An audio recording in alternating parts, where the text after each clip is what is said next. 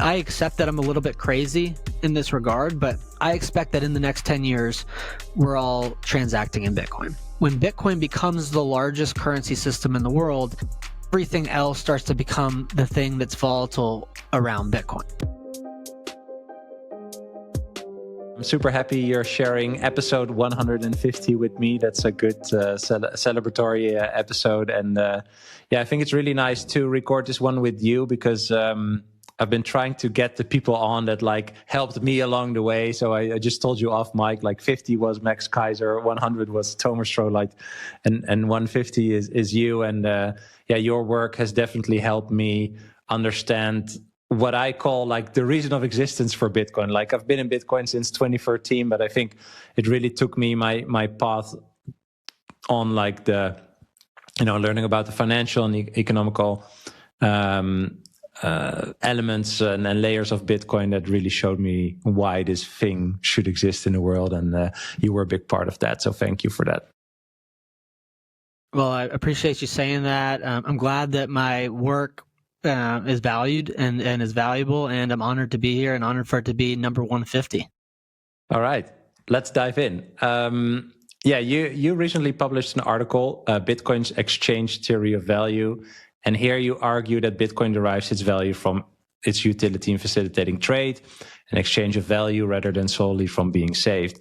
And I just want to start with this topic because I personally think that store of value comes for a medium of exchange. So I thought it would be fun to kind of dive into that. And my first question is kind of around how do you look at Bitcoin's evolvement from being a store of value to also becoming a medium of exchange? I think my main argument here is that it is in essence already a medium of exchange. I mean, I can send it to you. You can send something that I buy from you to me, right? But it's just not widely adopted yet. And I think when I look at the discussions that people have around, these things that, people conflate certain definitions, wishes, perhaps. And I just would love to start there. Great. Yeah. And I also agree, I'd say, that whenever I'm talking to somebody about specifically Bitcoin payments, it's that there's a right order of operations, that someone has to first understand why Bitcoin will store value, and that the logical starting point of one's journey is buying a little bit of Bitcoin, and through that process is how you learn about Bitcoin, and then you start buying a little bit more Bitcoin, and you learn more about it, consuming podcasts, reading books, going to events, but part of the education is owning it, experiencing the volatility, maybe sending a Bitcoin transaction. And so I definitely believe that there is a logical order of operations, and it starts with somebody first needing to understand why Bitcoin would store value before they would turn around and start accepting it directly for goods and services. So I think we align there. The more fundamental point I was making, because say if I go into a Bitcoin exchange and I buy $1,000 worth of Bitcoin, some Bitcoin is transferring in the background. The dollars, they're the intermediary, and so I count that as a trade. It's just not a direct trade. Say I buy it at the exchange. The exchange is doing something in the background, but Bitcoin is transferring into the exchange and it's going into my account, and somebody that had Bitcoin doesn't have Bitcoin anymore. So there's value transfer there. And that, but that when you think about the utility of money, of how money came to be, even at a broader level than say Bitcoin, but any money is this tool to effectively enable trade and allow economic systems to scale through specialization and the division of labor. That the more functional a form of money is, the more trade it's able to effectuate, and the greater the gains from specialization and division of labor are. But that when you think about, trade at a unit economic level, and why I think about money deriving its value through trade and exchange, or Bitcoin as a derivative driving its value through trade or exchange, is this concept, because I do view it as, Bitcoin or any money is a turtles all the way down problem, if not for its root fundamental utility in coordinating trade. but that if you and I were to trade, if I was to build a widget and you were to buy it from me, the basis of trade is not zero sum, that we both get something from that transaction. You get my widget, I get your money, but then I can then go use the money to effectuate another trade. And that value is created through that division and specialization. And so if you build on top of that heuristic or that premise, it's that as Bitcoin effectuates more value transfer, so that could be more people buying and selling it for dollars or euros or yen. But then logically, it is if you were to only limit it to that, to only buying dollars, when in reality, you could either buy dollars or euros or yen or good A, B, C, or D, that the more actual commerce or more transaction value period that it's effectuating between two peers in the network, the more value accrues to the underlying medium. I think about also if I was to visualize Bitcoin, I visualize it as this perfectly fixed supply in a terminal state, and then thinking about a city being built up around it, a city of goods and services where the amount of money isn't changing, but there's more goods and services available, that the same nominal amount of money is allowing you to actually accumulate capital. And then the money itself increases in purchasing power as more goods and services exist. Well, how did all those goods and services come to exist? The trade that money itself allowed. And so a big part of the piece was to reinforce this to people. It's like, hey, everything you said, absolutely correct. Like, you got to crawl before you can walk. It's easier to buy a little bit of Bitcoin and store value in Bitcoin before you invest if you're a business and accepting it as payment. But none of that changes that the actual value in the medium itself has increased as people trade with each other to produce real world value. And that's what actually allows the money to increase in purchasing power. While we're talking about this, is like, how can we, and maybe with some historical perspective, like, what's the timeline here? Like, how should people look at that? I mean, you're friends with Jesse Myers as well.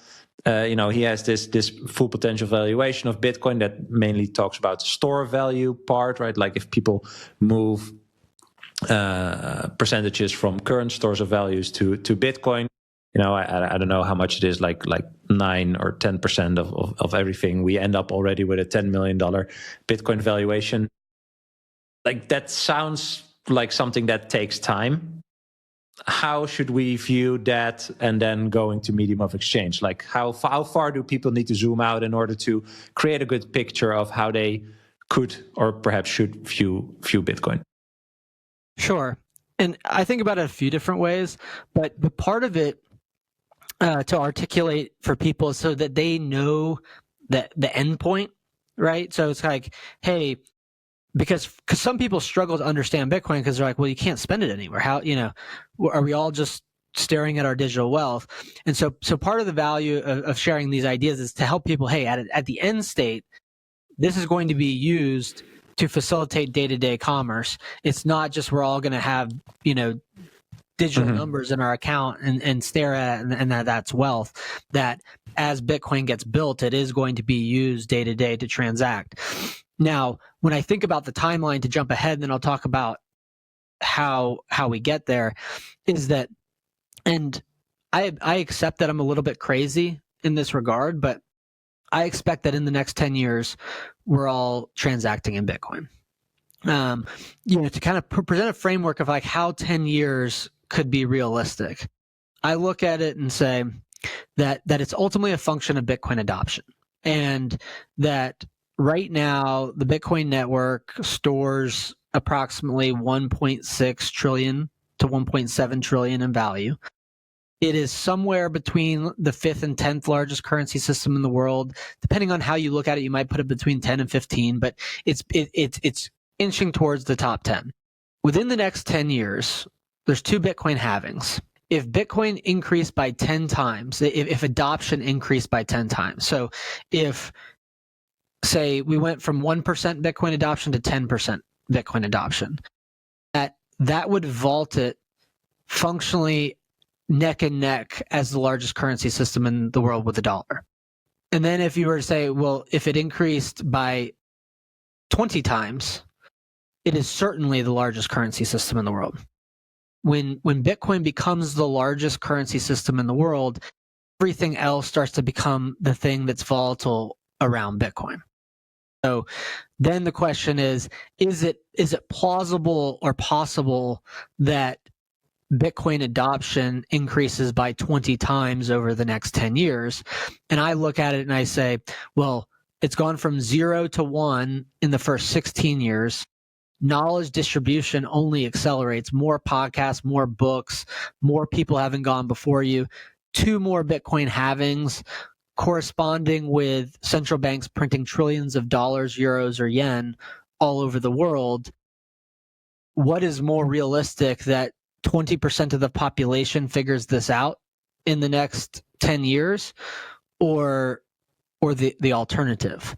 And Bitcoin custody is evolving, and OnRamp is leading this change with multi-institution custody, eliminating single points of failure.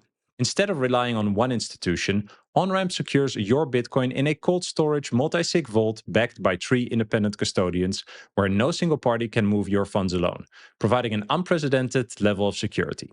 Your assets are protected by a 100 million Lloyd's of London insurance policy, with all transactions fully auditable on-chain and only executed at your direction. This means complete transparency and control over your assets at all times. Beyond custody, OnRamp provides comprehensive Bitcoin services that include trading, lending, inheritance planning, and IRAs. You can view them as your private Bitcoin banking partner tailored to your wealth preservation goals. Whether you're new to Bitcoin or an experienced holder, OnRamp's approach helps you secure your generational wealth with unmatched security and peace of mind.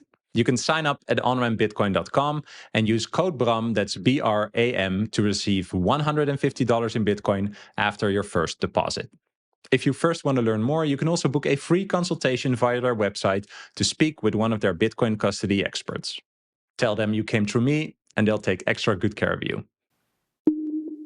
Bitcoin is financial sovereignty, so why compromise when you need liquidity? Meet Debify, the Bitcoin-backed lending platform made by Bitcoiners for Bitcoiners. Debify connects you to institutional-grade liquidity and allows you to borrow fiat or stablecoins, all while keeping your Bitcoin 100% under your control with a non-custodial 3 out of 4 multi-sig escrow solution. Get competitive rates from a global marketplace of institutional-grade lenders, with loan terms that you choose, from 1 month up to a year. There are no hidden fees and there is no rehypothecation, just pure Bitcoin-aligned lending with the highest level of transparency and security. Are you ready to unlock liquidity without ever selling a single sat? Go to debify.com/Bram, that's BRAM, to check out their current lending offers. That's debify.com/Bram. And so it might be longer, but I think that when you start to think about it in that construct, you start thinking in decade or decades, not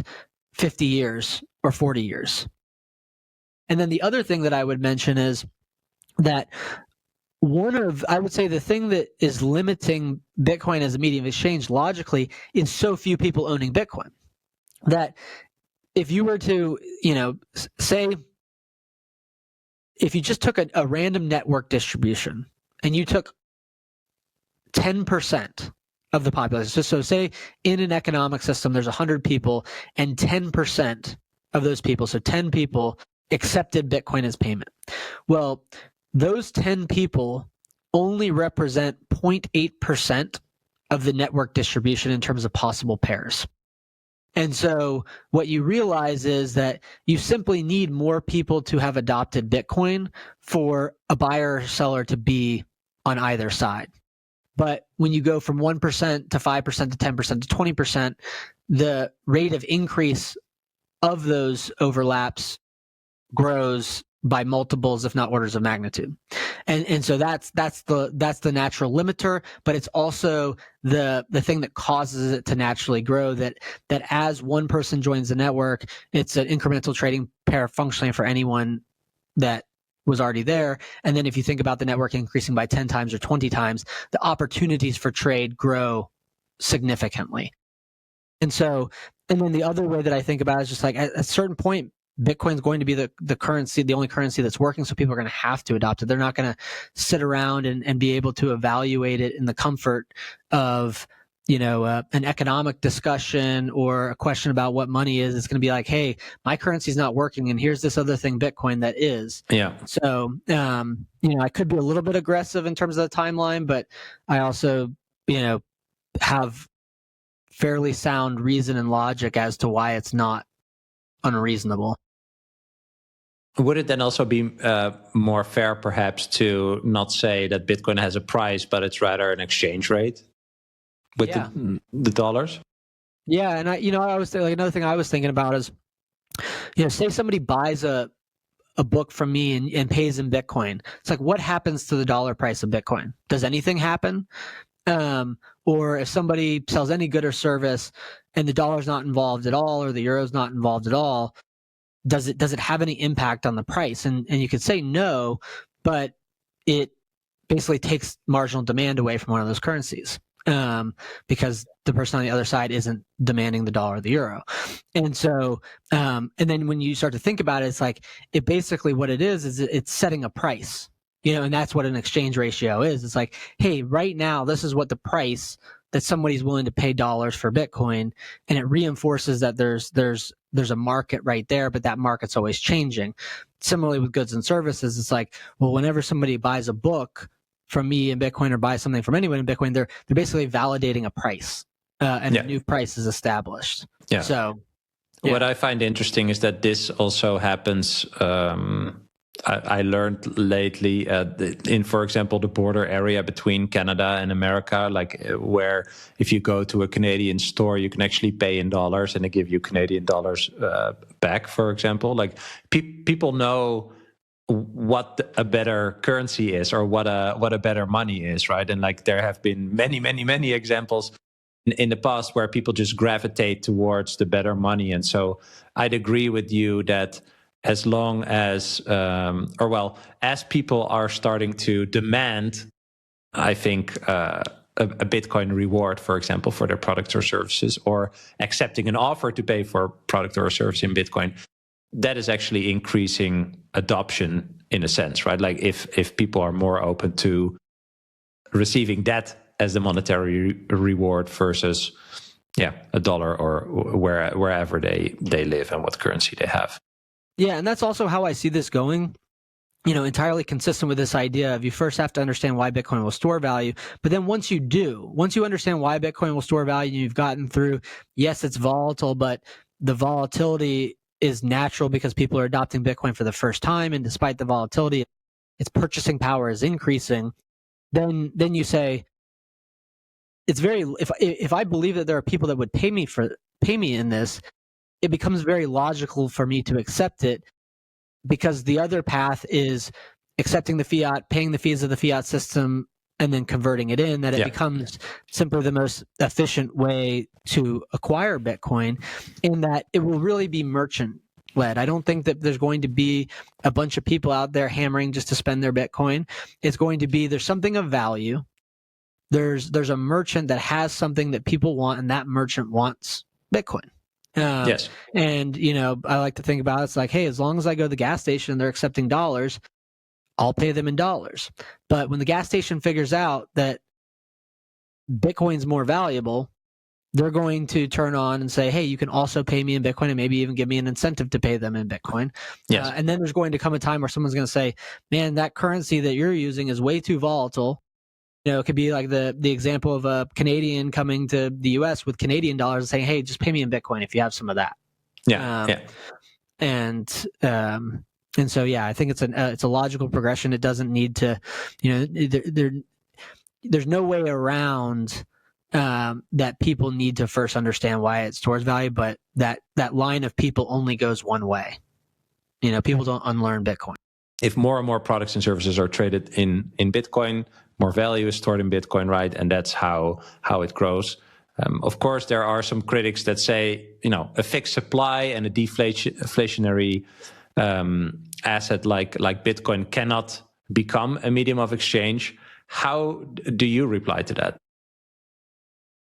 Well, I think on the surface, what what I would say is that a form of money that is increasing in purchasing power is the definition of your money working for you.